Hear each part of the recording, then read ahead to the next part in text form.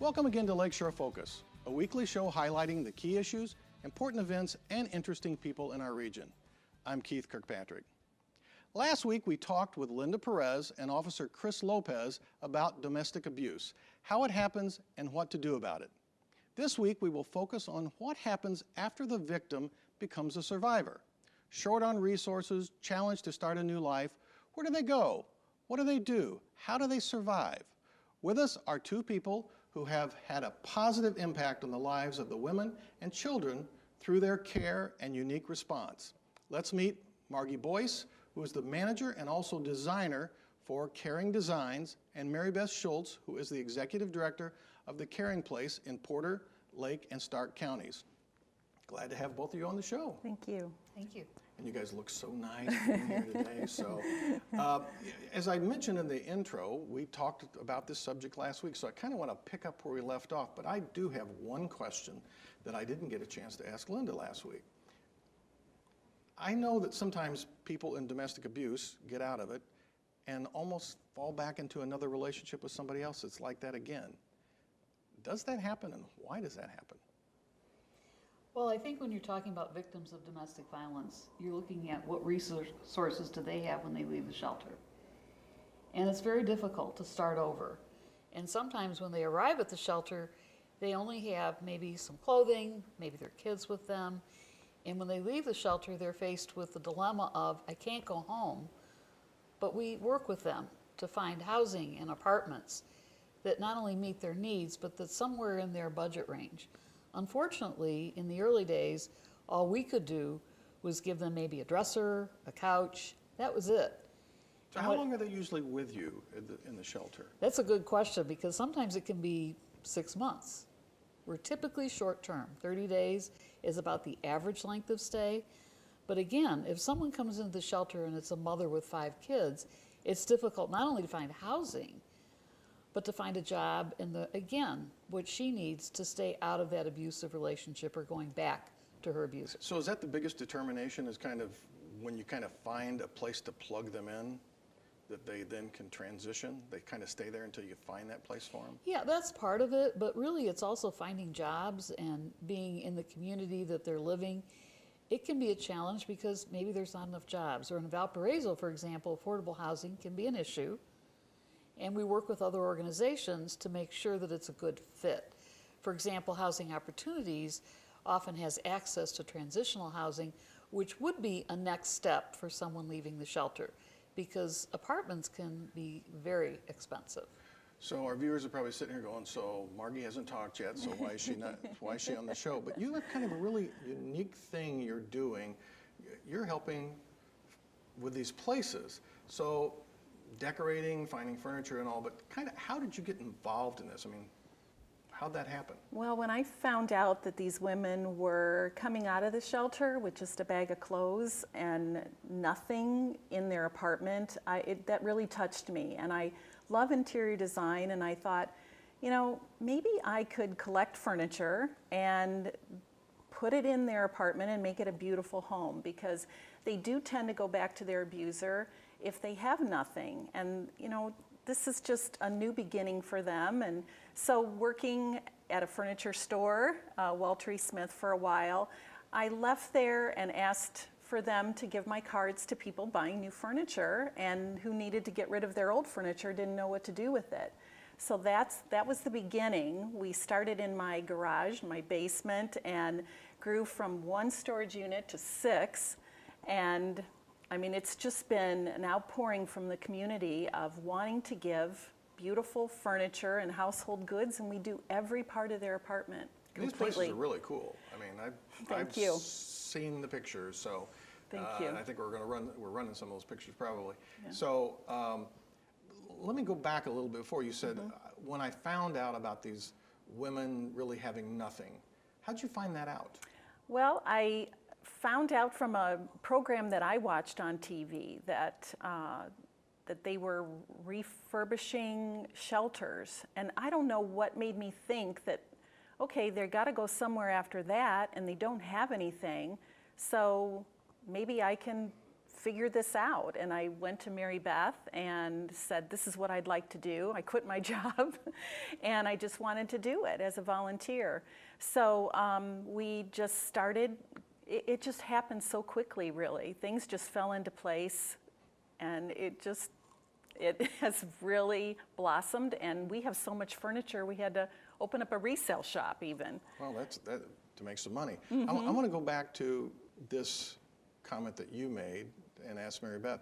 So what is that kind of success or failure rate? I mean, how many do end up going back to the abuser, and is it always because they just don't have anything, or what happens there? Well, national averages say that a woman will attempt to leave an abusive relationship 7 times before they leave for good. But I think it's more than just furniture keeping them out of the abusive relationship. It's really creating a home. And one of the things Margy is really good at is she meets with the client while they're in shelter and talks to them. And I'll give you an example. We had a woman once that said, I don't want a couch with any flowers or patterns, because that was a trigger for her of past sexual abuse. So these homes are really a match for not only what they like in terms of colors and themes, but it's something that they really feel they can feel comfortable with, and it is going to be theirs. It's that individual. So you sit and talk to each one of them. So what kind of things do you ask them? I have a questionnaire, and I ask if they have children, what their ages are, what colors they like, what hobbies they're interested in. Same with the mom. And now I've incorporated them coming and picking out their own sofa first. So that gives me an idea of what colors they like, the styles that they like, even art. I ask them, do you like landscape? Do you like, what kind of art speaks to you? So it's very customized. And then pick out This is really interesting because before they come to you, your staff has been talking about kind of what happened to them, trying to work therapeutically with them, right? To work it through. I mean, what kind of questions do you ask to kind of get them through that first before they get to Margy? Well, we really start with each person the minute they arrive at the shelter. The first thing we do, of course, is a safety plan and talk to them about, well, what was happening before you came in? What can we do to make sure, number one, that doesn't happen again, and that you're prepared when you leave the shelter? And case management entails everything from jobs to daycare for their children, if they have children, or what's going to keep them in that community, or maybe they want to leave the community. So really, we don't engage Margy with the client or ask for her help until we are sure that, number one, they've followed through with the program and they're ready to leave. And that's sort of the final step, because it's really critical that we keep them involved with the caring place beyond the shelter. And we can do that if they feel that connection to us. They're more likely to get involved in the community program if they feel that link, which I think Caring Designs provides. It's really interesting, but when you talk, Margy, about the questions you ask, I just thought that's probably really a different line of questioning than they're probably being used to. So there's probably a therapeutic value to this, like, you're really interested in me, of moving my life forward. I mean, is that how it feels? It's very exciting for them. They can't wait because they've heard about this. They've seen some of the pictures of past women that I've helped, and we're on number 58. We've just done 58 apartments, and they're very excited because maybe this is the first time that they've been able to have something for themselves. And time and time again at the reveals that we call them, where they get to see it all done as a surprise, they are just elated. And a lot of them say, I've never had anything this nice, ever had anything this nice. Do all of them need a place to go, Mary Beth? I mean, every one of them needs a place to go? Well, a need and want are two different things. Okay. They do, in order to not go back to the abuser, and some do choose. So we're not talking about every single person that comes into shelter is the recipient of what we call a reveal. But if they're in, a situation where they can find an apartment and they can leave, and we want to ensure that success, as I mentioned before, that's when we call Margy. And so that's a majority of them, it sounds like, or 53, sounds like quite a few. It is quite a few. Okay. And again, we've also done reveals for people who are in the community program, who are thinking about going back maybe to their abuser, or who have unsuccessfully, bridged that gap of how do I leave an abusive relationship. So again, it's about empowerment. So it's not just about decorating an apartment. I guess that's what I'm Okay. trying to convey, because it's creating a home. Women typically are nesters. So going home to a place they feel comfortable in is not just something that's nice, it's something that's really a critical need. Really important. So let's do our own reveal here. I'm going to focus on a couple of these pictures. So I'm going to have them run a couple of the pictures of some of the places you've done, and maybe ask if you can share a little bit about the story maybe behind it. So these are kids, so maybe talk a little bit about how do you do things for the kids? This is a bedroom. This is a wonderful story, and that's why I included this picture, because she and her brother and mother were in a small home for 2 weeks, sleeping on the floor. She meaning the daughter. The family, Okay. yes, and the daughter that got this. They were in there for 2 weeks before, and they were in the community program. Didn't really need to be in the shelter at the time. She was able to get a home to rent. But this was a situation where the daughter was going to high school every day, embarrassed about not being able to invite anybody over because they're sleeping on the floor. There wasn't anything in there. So I went and measured and took everything over there with lots of volunteer help. And her mother and this girl hugged each other and cried, and just cried. The next day, the mother texted me and said, I just have to tell you how happy my daughter is. She has her friends here. She's smiling from ear to ear. And it still makes me emotional, because she hasn't seen her daughter smile like that in so long, and just to invite her friends over. Every room of the house was done like this. So every one of these pictures that we're looking at has a story behind it. Oh, yes. It sounds like. So let's take maybe a look at another one. This is, do you only do little girl bedrooms? These are, No, the other one was a teenager. This Okay. one was a 7-year-old, and this was our 50th reveal, number 50, and it you was. remember that? Oh yes, Okay. because this was significant. It was in the Times and Lifestyles, and when the mother and daughter came in, the daughter said, "Are we going to sleep here tonight?" And the mother said, "We're going to stay here. This is our home." Wow. They- Are you at these reveals, Mary Beth? Do you go to them? I don't go to all of them, but I was Okay. at this one, and it was very powerful. And what's nice about looking at one of these reveals is the work that goes behind it. I mean, I would have to say there's at least 30 volunteers that make this happen. Someone takes the kitchen, someone takes the bedroom. gosh.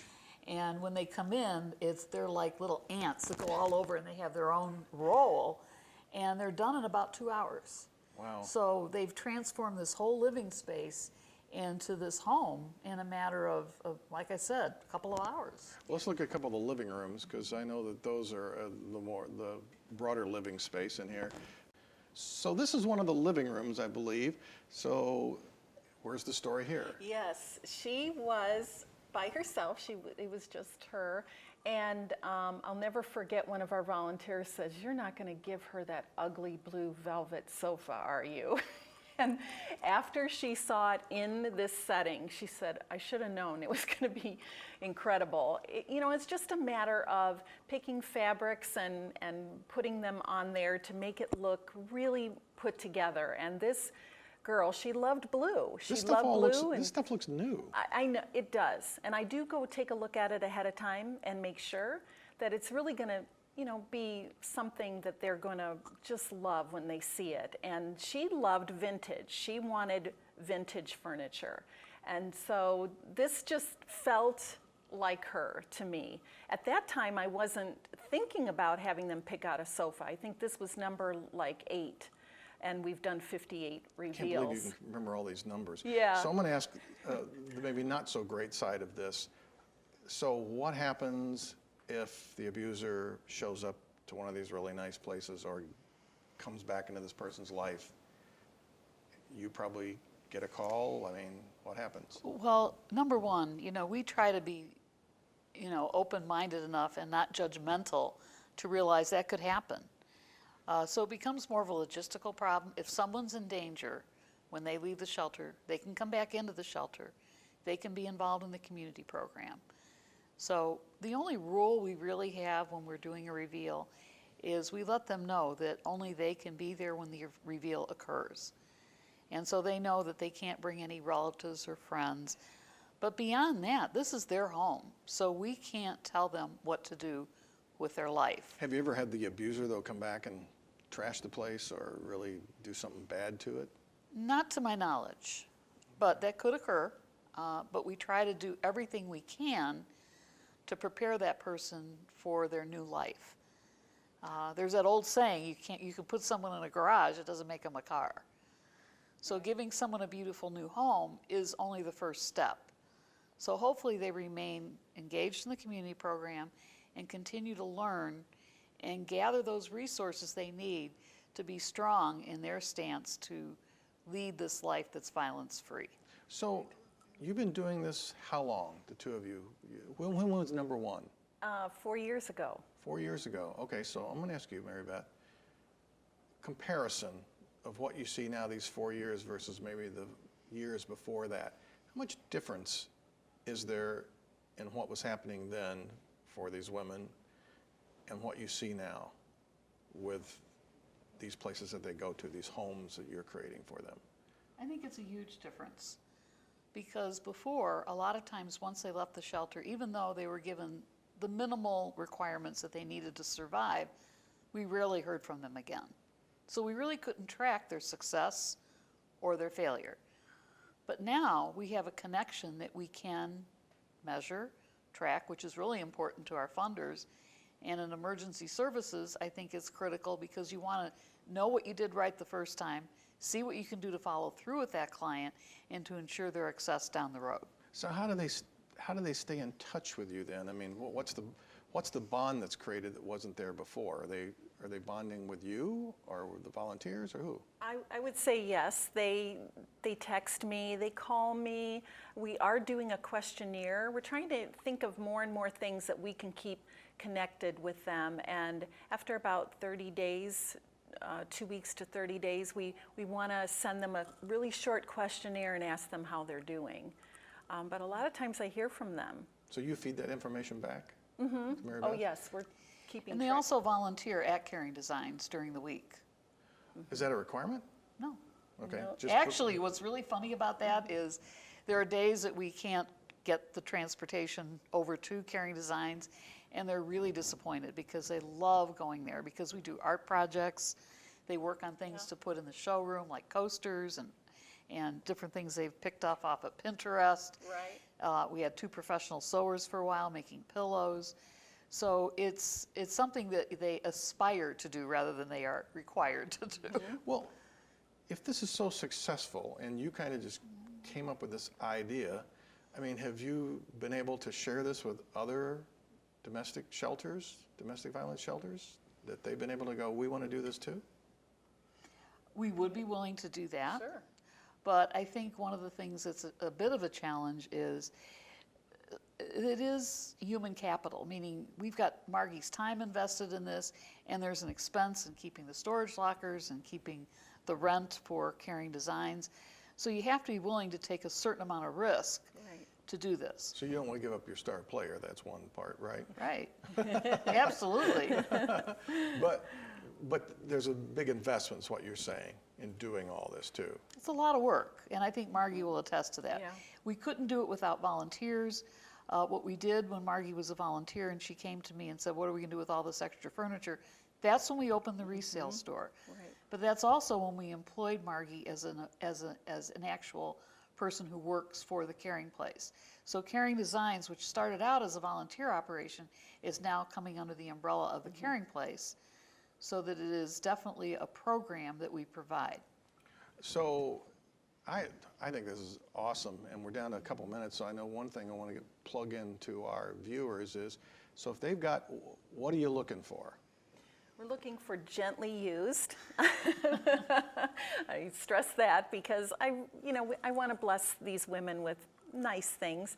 Gently used furniture and household goods. The only things we don't take is like holiday stuff and clothing because we just can't house it all. But yeah, anything for the house, kitchen, bathroom, even paper products that we can give them brand new. Zipper mattress bags, brand new pillows, because there's some things that we do need to buy new. So they can contact through the website, which has phone number and stuff on it, so they go into the website. And we're on Facebook too. Okay. So is there anything that's really hard for you to get that you're always looking for? Let's see. Well, there are things that we purchase. Yeah. We purchase mattress pads and bed frames and a lot of other things that, again, adds to the cost. So we also always take financial contributions that go back into helping with the reveals because there's a small moving cost which we ask clients to provide. But there are other things that I think people don't think about in terms of the space, the mortgage, the utilities. All of that is part of our upscale resale store. But in order to make that profitable, we'll probably have to be in business a few more years till the word gets out that we're there. But people that come to the store are usually impressed and they love finding something new that's unique. Where's the resale store? It's 3107 Cascade in Valparaiso. Okay, that's out on the east side of town, right? Yes. Okay. Right off of Silhavy So again, Road. they can find that location from the website? And Yes. all Yes. these things that they need Yeah. to do? We have really nice things to sell too. And all the profits go back to the Caring Place to help buy the things that we can't give them used, you know, like pillows and things like that. And So- donations are always accepted, right? Always.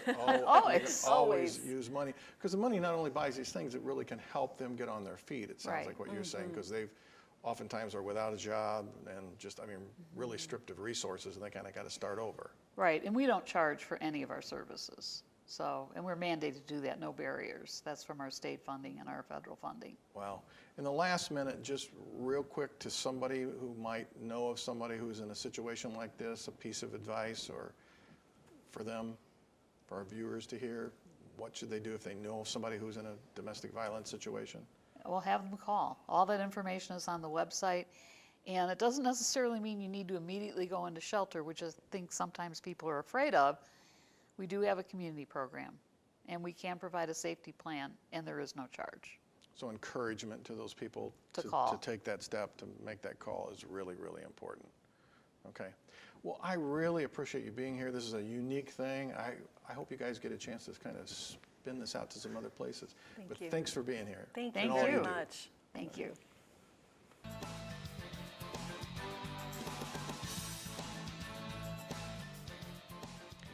When I was a kid, we lived across the street from a small, dilapidated house with almost no paint on it. In it lived an older woman who we almost never saw. She did not come out or go anywhere. I don't recall ever seeing anyone even visit her. She must have remained in that house day after day alone. It was May 1st, and my mom suggested that my brother and I pick some daffodils, put them in a jar of water, and leave them on her porch. We were supposed to knock and run so she wouldn't see us. It was kind of a ding-dong ditch thing without the doorbell, but had an element of care. I'm sure she got them because the flowers disappeared. I'm not sure that she knew who did it, though. It didn't matter to me or my brother because it felt so good to do such an act of kindness. Caring for people can come in the most complex ways or by the simplest means. On this show, we often talk to people who are providing extensive services to the homeless, elderly, sick, disabled, and so on. For these people, they feed, bathe, transport, teach, counsel, advocate, and the list continues endlessly. Their jobs and commitments are important and essential to the survival and hopefully improvement of these people's lives. I want to spend a few moments and reflect on those who do the little, sometimes unseen things. Most likely, I am talking about you, our viewers. I have a high opinion and fondness for people who watch and listen to public media. You are the kind who will put the vase on the porch of that house. Some of you may run, depending on your age and condition. You will also take a moment to help someone with a walker exit through a door, pour drinks for thirsty volunteers, hold a baby for a frustrated mom, or pull some weeds for a neighbor. Often these acts are unnoticed or unappreciated.